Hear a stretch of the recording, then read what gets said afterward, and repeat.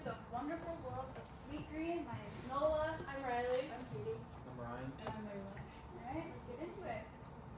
So Sweetgreen's mission statement is building healthier communities by connecting people to real food. And Sweetgreen is a fast casual restaurant that prioritizes in sustainable and ethical food and food concerts.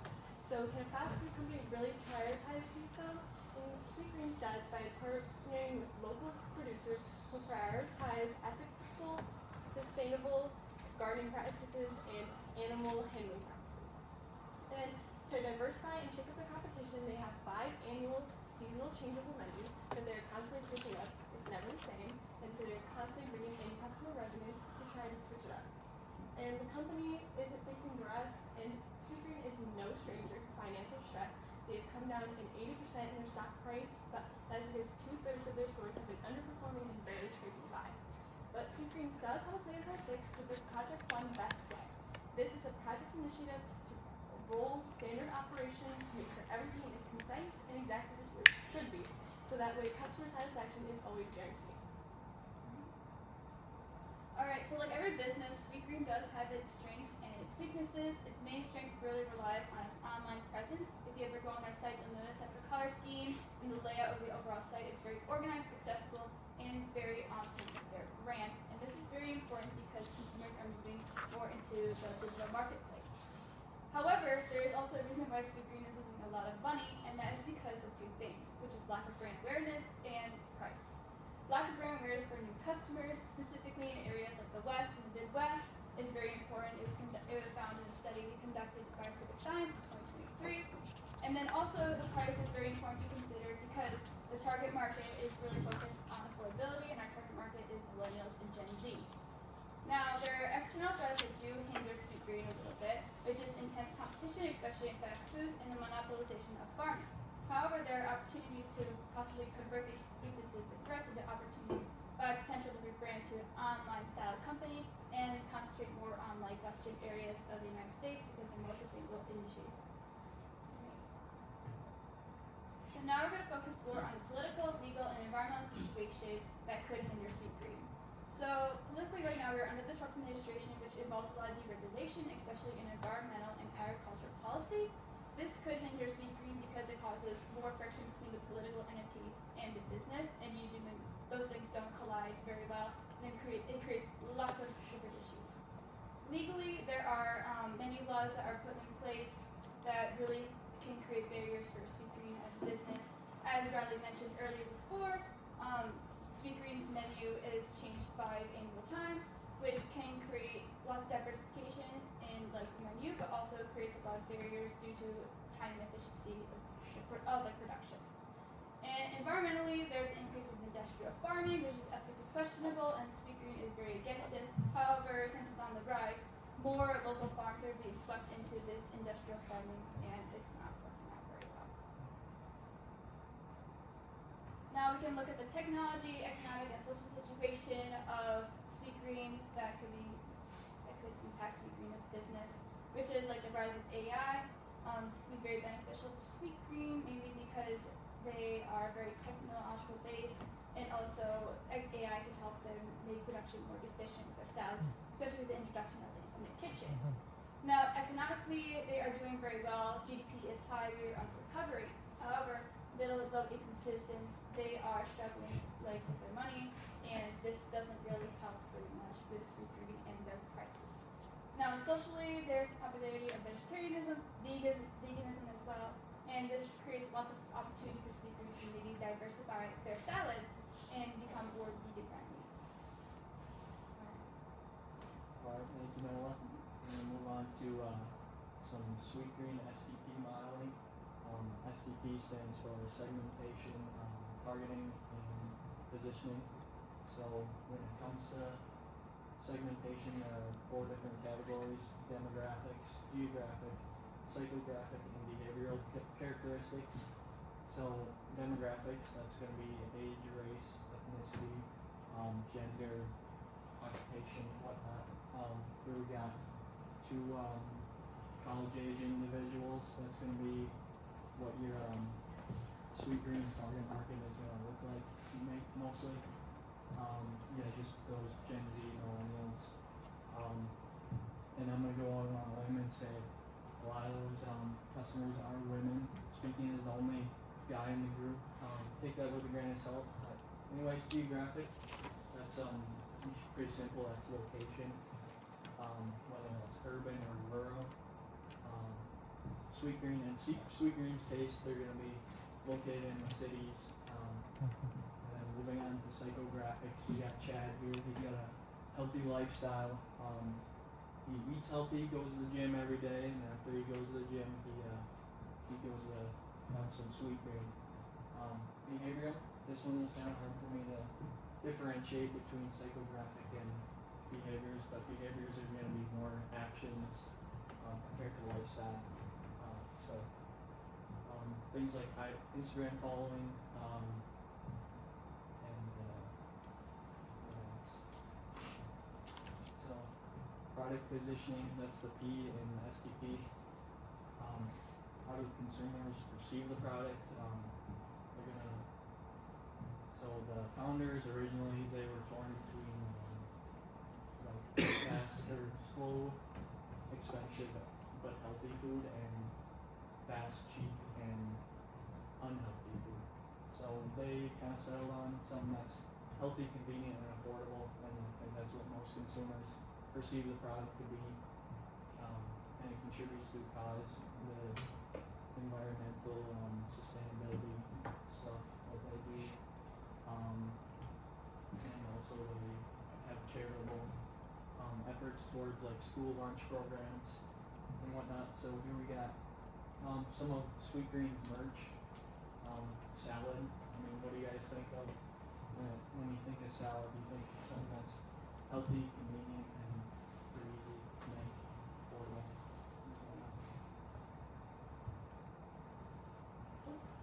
Hold on. Okay, so what went wrong? Sweetgreen is facing declining same-store sales. In late 2025, there was a 9.5% decrease in same-store sales and an 11.7% decline in customer traffic. Why is this happening? Okay, so there's a few reasons why this is happening. Menu innovation failures, that's a big thing. They introduced a new product called Ripple Fries. And Ripple Fries, it's an air-fried seasoned waffle fry, and you would dip it in garlic or pickled aioli sauce. And I don't know about you guys, but when I go to a salad restaurant, I'm not looking for fried potatoes. So after about 5 months of being on their menu, they took it off because it just caused too many issues with pricing, as well as they just didn't have enough demand for it. Due to this, there's also changes in Sweetgreen loyalty points. So they used to be on something called Sweetgreen Plus, which was loyalty points. So the more the customers would shop, they would get money back, and they'd be put towards different times that they would come and order. So they switched this to rewards, and when they switched it to rewards, the loyalty points did not transfer over. This caused issues with transparency issues within the company. So the customers, it caused them to be a tizzy because they're upset that they're losing money, they're not coming back, and that they just don't shop there anymore. So there's also a 75% share price decline. So shareholders and investors are withholding from the company because they're not happy in their performance. This is causing Sweetgreen to have to go to different avenues to find financing. There's also value-based perception.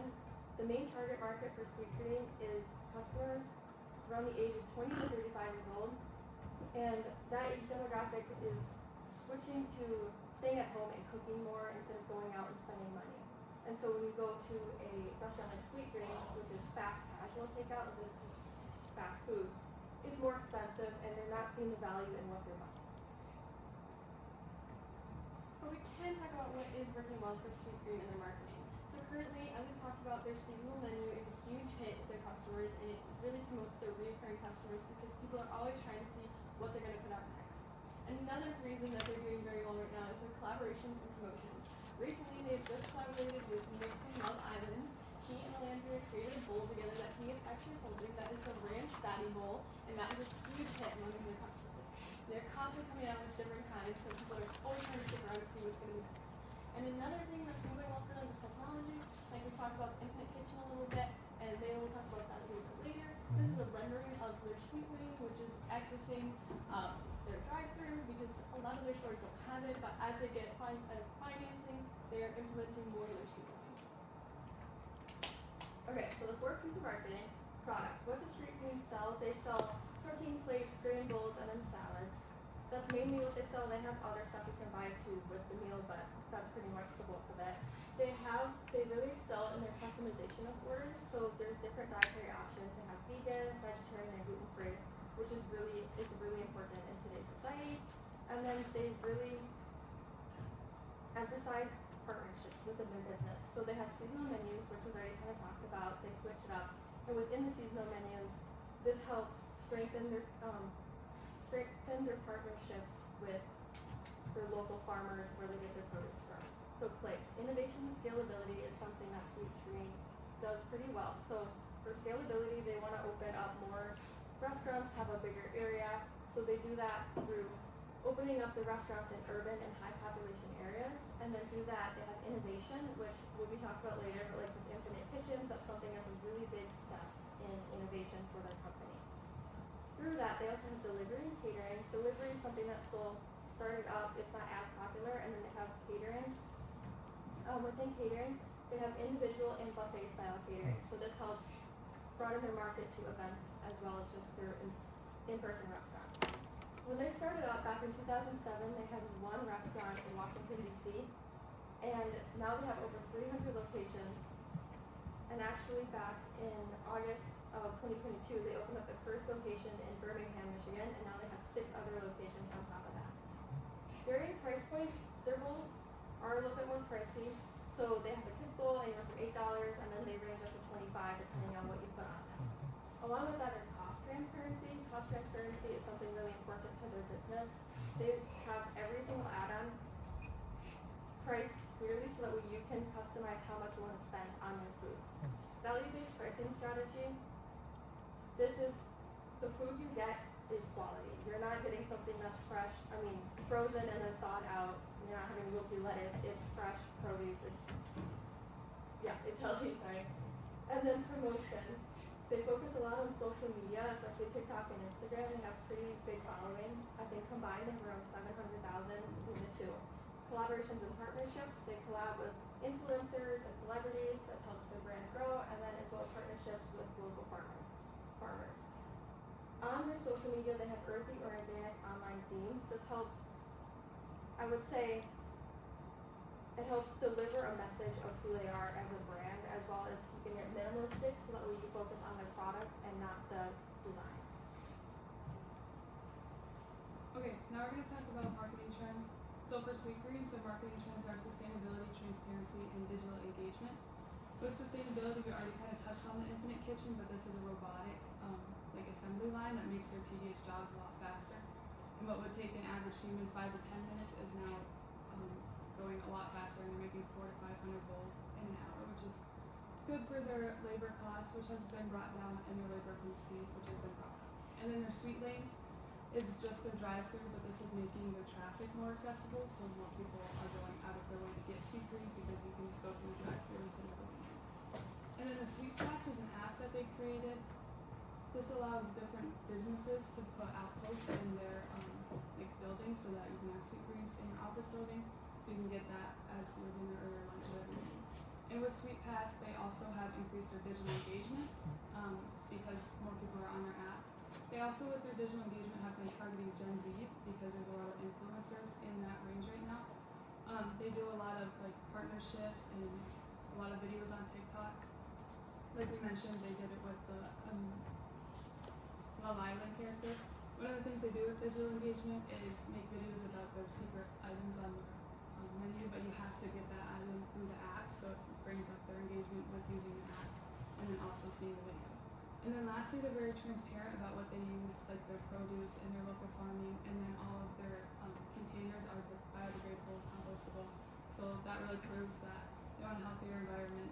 And then all that being said, you can see that Sweet Greens really promotes healthy environment, healthy lifestyle, healthy food, and a healthy community. So thank you. Alright, any questions?